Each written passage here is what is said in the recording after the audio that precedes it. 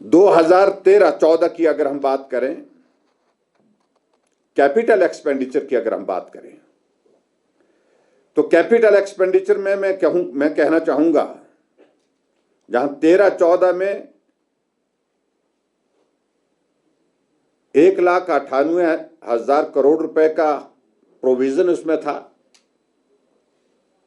और 2026-27 के इस वर्तमान बजट में वो बढ़ करके, जिसमें 6 टाइम इंक्रीज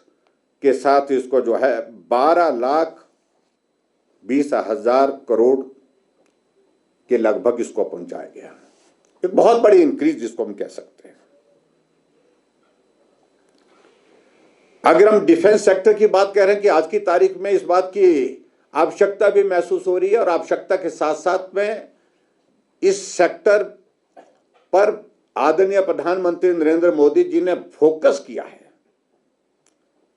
और उस फोकस में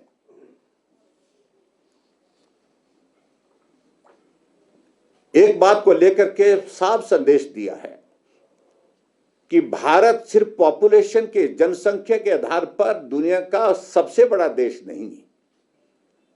जाना जाए, भारत को एक दुनिया की महाशक्ति के रूप में, एक बड़ी शक्ति के रूप में भी जाना जाए। इसलिए डिफेंस सेक्टर पे इस पर फोकस होकर के ज्यादा बजट प्रावधान करने का अब के इस बजट में प्रावधान किया है, जहां 2013-14 में 2 लाख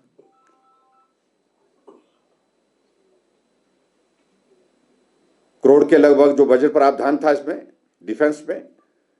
और अब की बार इसमें 7,85,000 करोड़ रुपए का बजट प्रावधान करके जो है वो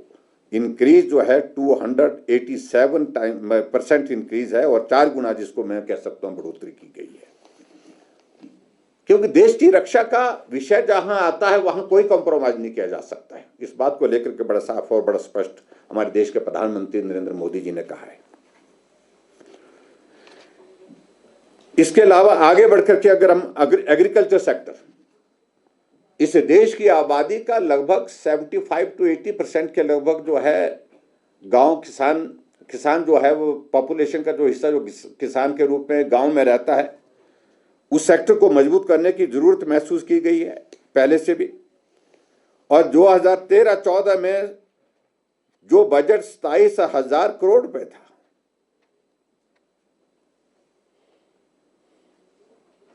और वो बजट बढ़ा करके 2026-27 में 1,32,000 करोड़ रुपए बढ़ाया गया, यानी कि 388% की इंक्रीज, यानी कि 5 टाइम्स इंक्रीज जिसको हम कह सकते हैं इसमें की गई है। एग्रीकल्चर सेक्टर की अगर हम बात करें, और उसी तरह से अगला सेक्टर जो हम एजुकेशन का सेक्टर लें, शिक्षा का, जहां यूपीए गवर्नमेंट में 65,000 करोड़ रुपए का जो है हमारे एजुकेशन सेक्टर में जो है बजट का प्रावधान रखा गया था 13-14 की अगर मैं बात कहूं, वो बजट बढ़ करके 2026-27 में अब जो है वो 1,39,290 करोड़ रुपए के लगभग पहुंचा है, यानी कि ये दुगने से ज्यादा इंक्रीज हुई है। और ताकि इस देश के अंदर जो है शिक्षा के क्षेत्र में हम नए आयाम स्थापित कर सके, उस दृष्टि से इस चीज को आगे बढ़ाने का प्रयत्न हुआ है। आगे बढ़कर के हम अगर बात कहें रेलवे की, अगर बात कहें 2013-14 में 63,000 करोड़ रुपए की जो है बजट प्रोविजन के साथ जो है उसमें काम चल रहा था, और जो बढ़ करके 2026-27 के वर्तमान इस बजट में जो है 2,93,000 करोड़ रुपए, यानी कि 4.6 टाइम्स, 4.5% से भी ज्यादा उसमें इंक्रीज हुई है। और इसके लिए भी मैं देश के प्रधानमंत्री नरेंद्र मोदी जी को बहुत बहुत बधाई देता हूं। इसके आगे अगर जाकर के हम और आगे जाएं, अगर हेल्थ सेक्टर में हम बात करें, तो हेल्थ सेक्टर में जहां 2013-14 में 37,000 करोड़ रुपए का बजट प्रोविजन था और उसमें 2026-27 में 90,000 करोड़ से ज्यादा का बजट प्रावधान करके जो इंक्रीज 140% के लगभग है उसको सुनिश्चित किया गया है।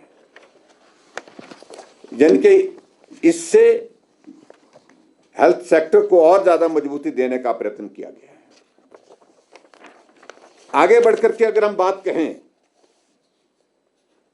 रोड्स और हाईवेज की, अगर हम बात कहें, इसमें तो पूरी दुनिया ने भारत की जो प्रोग्रेस है उसमें तारीफ की है, हमेशा तारीफ की है। 2013-14 में ये बजट प्रोविजन जो है वो रोडवेज और हाईवेज के लिए जो था, रोड्स एंड हाईवेज के लिए था, ये 35,000 करोड़ के लगभग था। और वर्तमान में इस बजट में 2026-27 के बजट में 2,70,000 करोड़ रुपए का बजट प्रावधान के साथ 8 टाइम्स इंक्रीज उसमें है। और बहुत प्रसन्नता का विषय है, हिमाचल जैसे पहाड़ी राज्य को भी आज 4 लेन्स नेशनल हाईवेज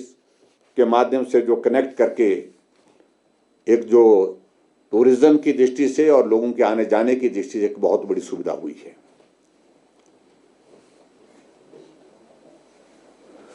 अगर हम इंफ्रास्ट्रक्चर ओवरऑल पुश की अगर हम बात कहें, 2013-14 में जो इंफ्रा शेयर का जो कुल ये था वो लगभग 18% के लगभग था और जो अब बढ़ करके ऑलमोस्ट 3 टाइम्स उसमें इंक्रीज के करीब पहुंचे हैं। 2026-27 में हम 45% के लगभग पहुंचे। उसके बाद हम अगर रिन्यूएबल एनर्जी की बात करें तो हमारी कैपेसिटी जो है वो 2014 से पहले, क्योंकि मैं खास तौर से 2014 का मैं जिक्र इसलिए कर रहा हूं कि बहुत सारे लोग बहुत सारी बातें उस वक्त से पहले के उस दौर में रहे हैं, वो पुरानी बातों को याद करने की कोशिश कर रहे हैं। उस वक्त दुनिया के महान अर्थशास्त्री इस देश के प्रधानमंत्री थे। उस वक्त देश कहां था और आज देश कहां है, इस बात को कंपेयर करना मुझे लगता कि बहुत आवश्यक था। तो उस वक्त तो हमारी जो कैपेसिटी रिन्यूएबल इसकी एनर्जी की जो थी, इट वाज 76 गीगावाट। और अब जो वर्तमान में जो हम पहुंचे हैं तो अब हम जो है उसमें 254 गीगावाट तक पहुंचे हैं। यानी कि ये लगभग 3.5% के लगभग इंक्रीज जिसको हम कह सकते हैं निश्चित रूप से इसमें हुई है। एमएसएमई के सेक्टर में भी हम आगे 13-14 में जहां 5,000 करोड़ था और उसमें 2026-27 के इस बजट में, वर्तमान के बजट में 10,000 करोड़ की जो ग्रोथ फंड जो है जिसमें प्रोविजन किया गया है, ये भी मुझे लगता है कि बहुत ऐतिहासिक हमारे लिए ये दौर है। अगर डिजिटल इंडिया की बात करें तो 2013-14 में तो हम बहुत इनिशियल स्टेज पे थे, शुरुआती दौर में थे। और अभी हम कह सकते हैं कि डिजिटल पब्लिक इंफ्रा बैकबोन के रूप में हमारा यूपीआई का अगर हम आगे जिक्र करें तो विश्व का सबसे बड़ा पेमेंट प्लेटफॉर्म जो है यूपीआई बना। यानी कि हम लगातार इस डिजिटल इंडिया के कॉन्सेप्ट को लेकर के जहां प्रधानमंत्री जी का फोकस लगातार रहा है उस पर हम बहुत सफलतापूर्वक आगे बढ़े। हम एक्सपोर्ट के सेक्टर में आगे बढ़े हैं और उसके साथ साथ में हम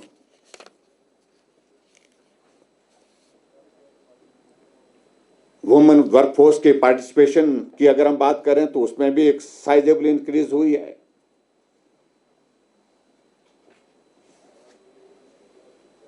एविएशन के सेक्टर में अगर हम देखें तो जहां 2013-14 में 74 जो है वो 74 एयरपोर्ट थे पूरे देश भर में, आज वहां वो नंबर बढ़कर के 164 पहुंचा है। बहुत रैपिड, बहुत तेजी से फास्ट ग्रोथ जो है वो पर्टिकुलरली जो है वो एविएशन के सेक्टर में हुई है, जहां एयरपोर्ट का एक्सपेंशन हुआ है, जहां एयरपोर्ट नए बने हैं, ग्रीनफील्ड एयरपोर्ट बने। और उसी तरह से आगे बढ़कर के मैं अगर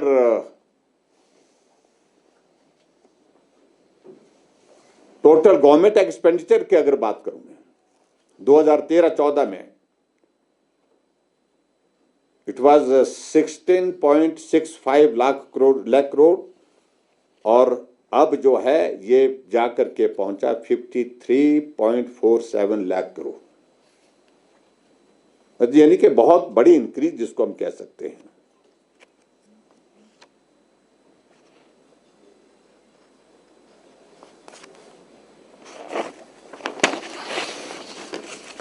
हम हेल्थ सेक्टर में अगर ऑल इंडिया मेडिकल इंस्टीट्यूट्स का जिक्र करें तो 7